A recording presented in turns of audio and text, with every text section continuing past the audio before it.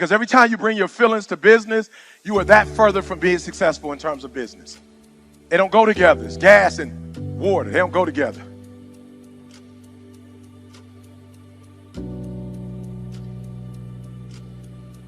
Oil and water, they don't go together. Don't mix the two. When I was a young kid, my mom wouldn't buy me certain things, and my boys had the, what do they call, stone-washed jeans. My boys had the stone-wash. My mom wouldn't let me get the stone-wash, so I was like, I'm gonna make my own stone-wash. I had some dark Levi's, I'm about to make my own stone-wash. I put some bleach in the water, boom, put my jeans in there, then I threw a little ammonia in that joker. Boom.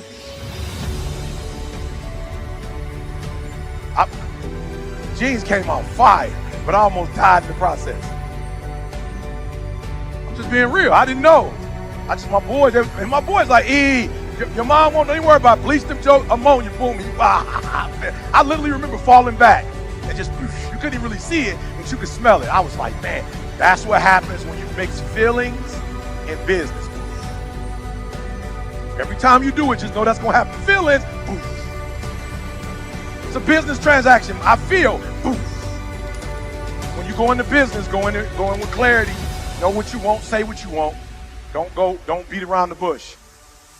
That's number one. Y'all got that? I just want to make sure we clear. I'm showing y'all as I'm watching Dan Gilbert, as I'm watching him in the meetings, as I'm watching him do the training. Here's what's crazy. Carl, I don't know if you remember this. And you can grab, somebody get Carl a mic, because he might be able to bring a perspective that I can't bring. But every year, 2-3 times a year, I would take my whole staff and we would go to Dan Gilbert's training. Watch this, guys. Watch what Dan Gilbert did. I've never seen this before. Normally when you get hired, when somebody hires you, what's the first thing you do after you get hired? And I'm not trying to be deep. Normally when somebody hires you, do what? Orientation. Then after orientation, what? Okay, training, and then what? Somebody show you around, then what? You do your job. Now, from the time they hire you and you do your job, let's be real, how many days is that? A day. You ain't doing no 30-day training, right? Watch this. But Dan Gilbert is the opposite. He'd hire you, he'd bring you to a conference first. Like this. Imagine that. You get hired, day one, you coming to this right here for multiple days. This is what you're doing. Food everywhere. They giving out bags the whole nine. Unbelievable. And so the first week, he tells you who they are. Once you find out who they are, if you don't fit, you get to go home. He doesn't do it the opposite. You don't figure out what your job is first, then figure out the business. You learn everything about the culture and the company's culture and who they are from the CEO and his right-hand man. And after that week, if you don't like it, you get to go home. It's the opposite with most companies. We don't communicate the culture. We end up getting fired because we don't really know what we're supposed to be doing. I love it. Well, guys, guess what? The number one reason Dan Gilbert would fire people is because they didn't answer a call in 24 hours. That was his biggest pet peeve. It took you what? 30 hours. You're fired. And people would do what when they found out they were getting fired because they didn't answer a call in 24 hours? Now, some people was tripping, like, oh, how you gonna fire me? Because I ain't answered a call. Because I told you the first week, I told you that was a part of it. You knew. I was very clear on what my expectations were. You didn't do what I said, you fired. And guess what? You can't sue him. You can't say nothing. Why? Because the first 7 days, he made everything clear. He told you exactly what you need to do and how you need to do it. Most of us go wrong because we don't communicate with clarity. People don't know what they're supposed to be doing, what they're supposed to do. But once you tell them what they're supposed to be doing, it's over after that. It's a wrap. Once you know, I'm holding you accountable. Once you sign your name, clear communication. You can't hold people accountable for something they don't know. And many of us are not successful because we're not, like, you going straight into business when you're doing business. You're going straight into business. You're putting people straight to work. They don't know what they're supposed to be doing. They don't know what you believe. They don't know what's important to you. Does that make sense? Does that make sense? So I want you to put down communication, scale to 1 to 10, 10 being the highest. Like, I communicate super effectively. Now that you know what you know, what number would you give yourself? And then write down the 3 things you need to change immediately when you leave as it relates to communication. We're going to get to the bag, y'all. We ain't here to inspire nobody. We're going to get to the bag. The bag is totally different now for me. The bag is different. And listen to me, you only need to figure this out one time. And when you figure it out one time, you got it for the rest of your life. I never have to worry about speaking another day in my life. Never have to worry about speaking another day in my life. There's probably about 40,000 gigs a year. I'm going to get at least 1,000 calls from those 40,000. It's not going to change for me. I'd have to do something terribly crazy.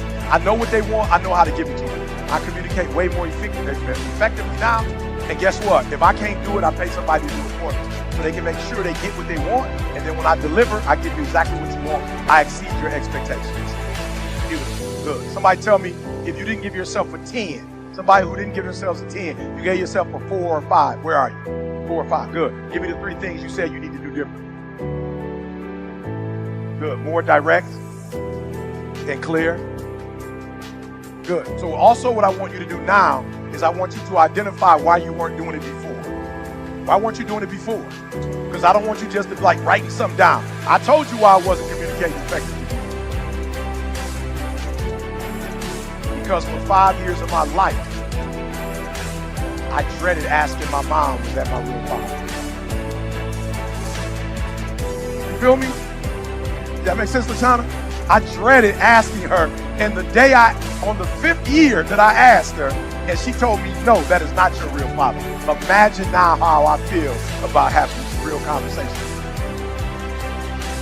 The most important conversation I can have in my life turned very ugly, quick.